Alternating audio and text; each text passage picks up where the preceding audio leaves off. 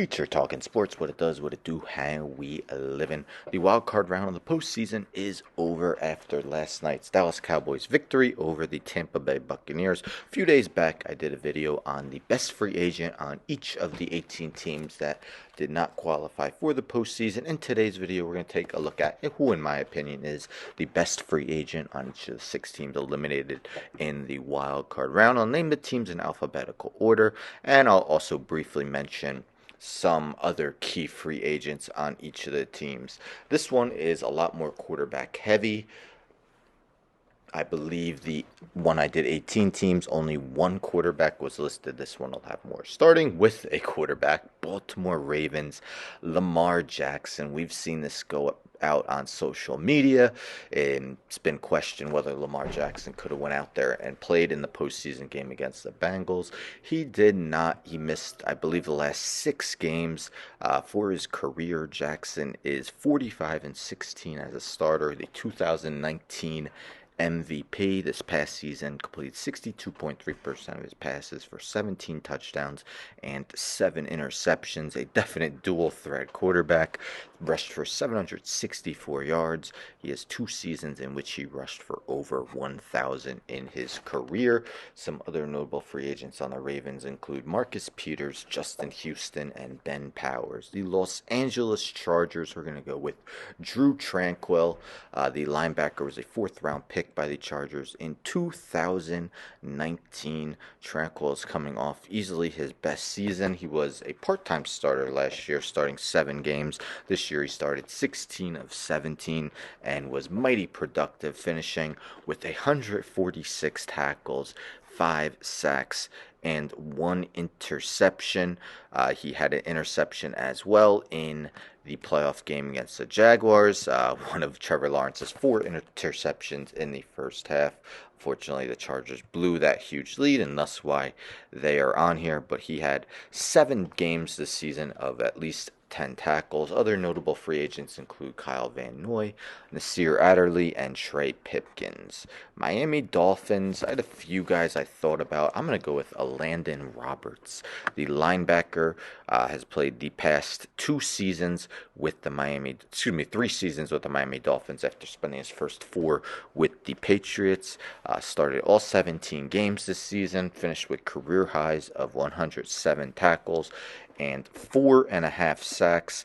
10 of his tackles were for a loss. The Miami Dolphins defense struggled at times, but Landon Roberts was definitely a guy you could count on to give his all each and every game. Will be hard to replace.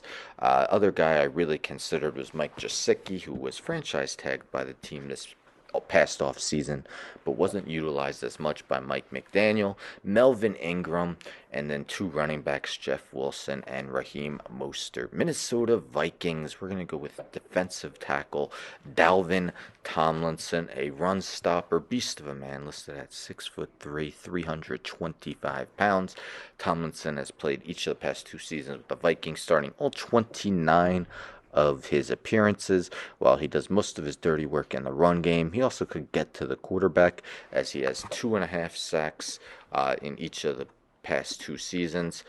His career high is 3.5, as he spent his first 4 seasons with the Giants. Some other notable free agents include Garrett Bradbury, Patrick Peterson, Alexander Madison. Will he look to get a full-time running back job after he hasn't been utilized as much as he's probably liked behind Dalvin Cook? Seattle Seahawks quarterback Geno Smith. What a season it was for Geno.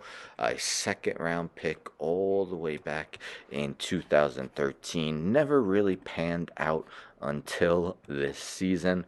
First-time Pro Bowler, led the league in completion percentage at 69.8%, throwing for 4,282 yards and 30 touchdowns compared to just 11 interceptions, over a 100 rating at 100.9, a QBR of 61.1.